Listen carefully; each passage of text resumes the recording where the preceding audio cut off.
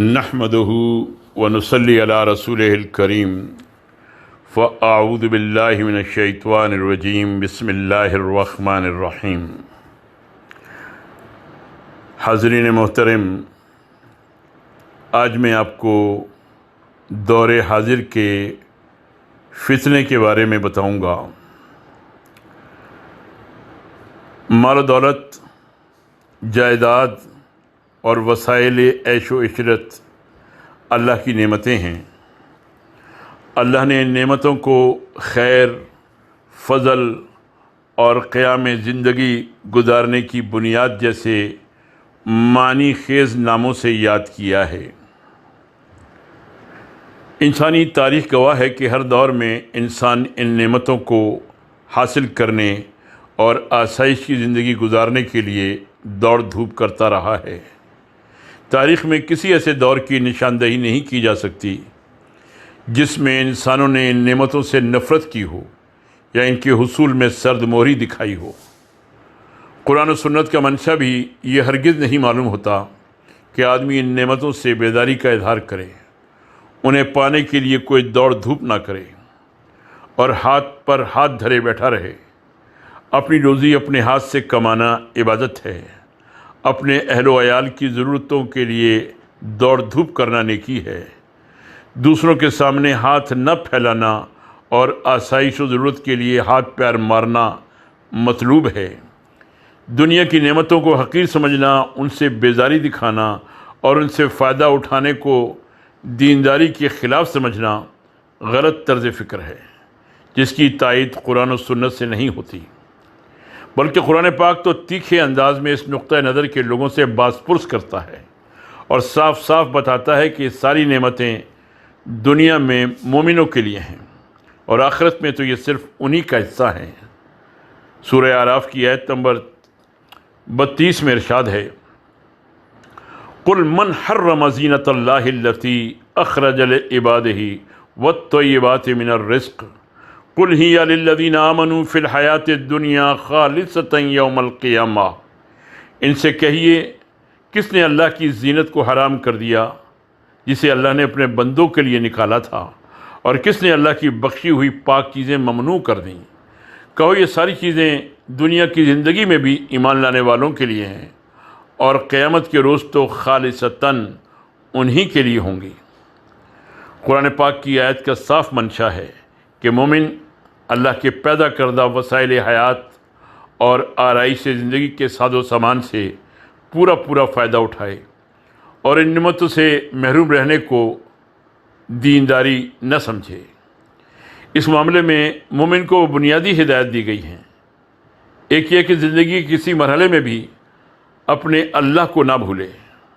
یہ بنیادی ہدایت دے کر دین مومن کو آزاد چھوڑ دیتا ہے کہ وہ کارگاہ حیات میں اپنی قوتوں کو کھپائے، جسم و دماغ کی توانائیوں کو کام میں لائے، دنیا میں پھیلے ہوئے وسائل اور سہولتوں سے خاطر خواہ کام لے اور دنیا میں پھیلی ہوئی اللہ کی نعمتوں سے خوب فائدہ اٹھائے۔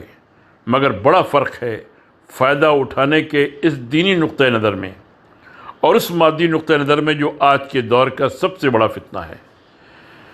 دور حاضر کا ہر فرد دولت مند بننے کے لیے بیتاب ہے اور یہ چاہتا ہے کہ راتوں رات میرے دن پھر جائیں۔ کسی تاخیر یا طبعی رفتار کو گوارا کرنے کے لیے بھی وہ تیار نہیں ہے۔ ہر فرد یہ چاہتا ہے کہ وسائل عیش و عشرت اور چمک دمک میں ہر ایک سے آگے نکل جائے، معیار زندگی اس قدر اونچا ہو کہ ہر ایک کو رشک آئے، مادی دولت و ثروت کے بل بوتے پر ہر ایک کو اپنی قدر و عظمت کا قائل کرے، ہر ایک پر اپنی شان و شوکت کا رعب جمائے، اس کا مسکن ترقی یافتہ دور کا سب سے اعلیٰ نمونہ ہو اور اس میں آرام و آسائش کی ہر نعمت مہیا ہو۔ اسی فکر و آرزو کو لیے وہ اپنے بستر پر دراز ہوتا ہے اور اسی تمنا کے ساتھ وہ صبح کو بیدار ہوتا ہے۔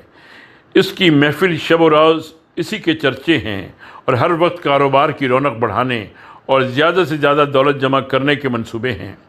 ایسا محسوس ہوتا ہے کہ آدم کی یہ اولاد گویا اس کرۂ ارض پر اس لیے پیدا کی گئی ہے کہ وہ معاشی دوڑ کا تماشا دکھائے، داد عیش دینے اور زیادہ سے زیادہ وسائل عیش و عشرت اور نمود و نمائش حاصل کرنے کی دوڑ میں ایک دوسرے سے بازی لے جائے۔ پھر ایک بڑا المیہ یہ ہے کہ حرص و آرزو کا یہ طوفان اور معیار زندگی کی بلندی کا یہ اتھا جذبہ اس زور آور قوت کے ساتھ سماج پر حملہ آور ہے کہ اس ریلے میں کسی کے قدم جمتے محسوس نہیں ہوتے۔ وہ افراد جو خود کو دیندار سمجھتے یا سمجھے جاتے ہیں اور جو فکر آخرت، ترجیح آخرت جیسے انقلابی الفاظ بولتے ہیں، ان کا رخ بھی اسی سمت ہے جس سمت ان انقلابی الفاظ سے نا آشنا لوگوں کا رخ ہے، اور وہ بھی شعوری یا غیر شعوری طور پر اس وبائی فتنے کا شکار ہیں، اور عملاً وہ بھی اسی رو میں بہتے نظر آتے ہیں۔ ہاں، اگر وہ بہت پیچھے ہوں تو تنقید و تبصرے سے دل کی بھڑاس نکالنے کی کوشش کرتے ہیں، اور اس طرح اپنی دینداری اور احساس برتری جتا کر اپنے دل کا چور چھپانے کی کوشش کرتے ہیں۔ سوسائٹی کا یہ انداز فکر و عمل دیکھ کر ایسا لگتا ہے کہ گویا انسان کی تخلیق کا مقصد دنیا کی دولت سمیٹنا، جائیداد بڑھانا، داد عیش دینا اور زیادہ سے زیادہ وسائل عیش و طرب فراہم کرنا ہے۔ یہ محسوس ہی نہیں ہوتا کہ اللہ نے اس اشرف المخلوقات کا مقصد تخلیق عبادت قرار دیا تھا، مقصد تخلیق عبادت قرار دیا تھا۔ یہ محسوس ہی نہیں ہوتا کہ اللہ نے اس اشرف المخلوقات کا مقصد تخلیق عبادت قرار دیا ہے۔ مال و دولت کا حصول مومن کے لیے ممنوع ہرگز نہیں، اور دنیا کے وسائل و ذرائع سے فائدہ اٹھانا ہرگز ناپسندیدہ نہیں۔ دنیا کی آسائشوں سے فائدہ اٹھانے اور دنیاوی لذتوں سے لطف اندوز ہونے اور بلند معیار زندگی اختیار کرنے کو جو ذہن و دینداری کے خلاف قرار دیتے ہیں، اور اسی معیار سے دینداری کے طول و عرض کو ناپتے ہیں، یقیناً وہ مریض ذہن ہیں اور ان کا انداز فکر کسی طرح پسندیدہ نہیں ہے۔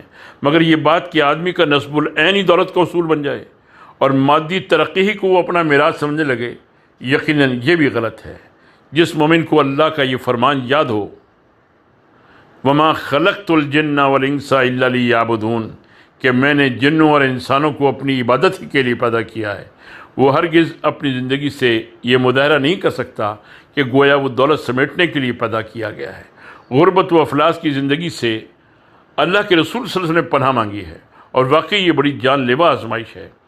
اللہ ہم سب کو اس آزمائش سے محفوظ و مامون رکھے، اور دین شریعت کا منشا بھی یہی ہے کہ ہر مسلمان اپنی روزی خود اپنے ہاتھوں سے کمائے، روزی کمانے کے لیے دوڑ دھوپ کرے، اور دنیا میں آپ جسم و دماغ کی قوت کام میں لا کر ہر اعتبار سے اپنی زندگی کو آراستہ کرے، اپنی ضروریات کے لیے کسی پر بوجھ نہ بنے، نہ اپنے ناکارہ پن سے بیوی بچوں اور متعلقین کو تنگی میں مبتلا کرے۔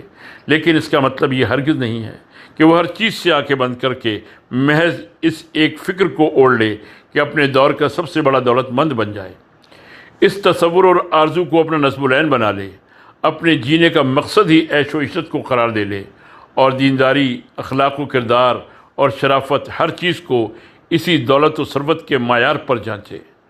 حقیقت یہ ہے کہ مسلمان کے لیے قدر و عظمت کی چیز دین و ایمان ہے۔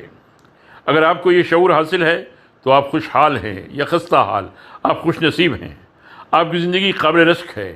حلال ذرائع سے زندگی کی نعمتیں حاصل کرنے کے لیے خوب دوڑ دھوپ کیجیے، دنیا کے وسائل اور سہولتوں سے بھرپور فائدہ اٹھائیے۔ آپ کا وجود کرۂ ارض پر نہایت قیمتی ہے، آپ اپنی قیمت اور مقام بھی جانتے ہیں، اپنے اللہ کو بھی پہچانتے ہیں، اس لیے آپ کی دنیا بھی دین ہے۔ لیکن خدا نخواستہ آپ دین کے شعور سے محروم ہیں، اپنا مقام بھی بھول چکے ہیں، اور اپنے اللہ کو بھی فراموش کر چکے ہیں، اور دنیا پرستی میں ایسے مگن ہیں کہ اللہ اور آخرت کا بھولے سے بھی کبھی کوئی خیال نہیں آتا۔ تو پھر چاہے دنیا جہاں کی نعمتیں آپ کو حاصل ہوں، ہر طرح کا عیش و راحت کا سامان آپ کو حاصل ہو، اور دور حاضر کے سب سے زیادہ ترقی یافتہ انسان آپ کہلاتے ہیں، حقیقت یہ ہے کہ آپ محروم ہیں، ناکام ہیں۔ آپ کا وجود اللہ کی زمین پر بدترین وجود ہے۔ دولت، راحت، آسائش اور دنیاوی ترقی ہرگز قابل نفرت نہیں ہے۔ ان کے لیے دوڑ دھوپ اور فکر و کوشش بھی ناپسندیدہ نہیں ہے، بلکہ محبوب اور مطلوب ہے۔ اللہ کے دین کا منشا یہی ہے کہ آپ اس دنیا کو دوسروں سے زیادہ سنواریں، تمدنی ترقیوں میں دوسروں سے آگے بڑھیں، سائنس اور ٹیکنالوجی کی نعمتوں میں نہ صرف یہ کہ کسی سے پیچھے نہ رہیں بلکہ دوسروں کے لیے بھی مثال اور نمونہ بنیں۔ لیکن یہ بات کسی مرحلے میں بھی ذہن سے اوجھل نہ ہونے دیں کہ آپ کے نزدیک قدر و عظمت کی اصل چیز دین و ایمان ہے۔ اگر خدا مغر فراموشی میں آپ مبتلا نہیں ہیں تو یہ ساری نعمتیں واقعی نعمتیں ہیں اور آپ کے نصب العین کی راہ میں آپ کی بہترین معاون ہیں۔ وما علینا الا البلاغ۔ تحریر جناب مولانا یوسف اصلاحی صاحب مرحوم۔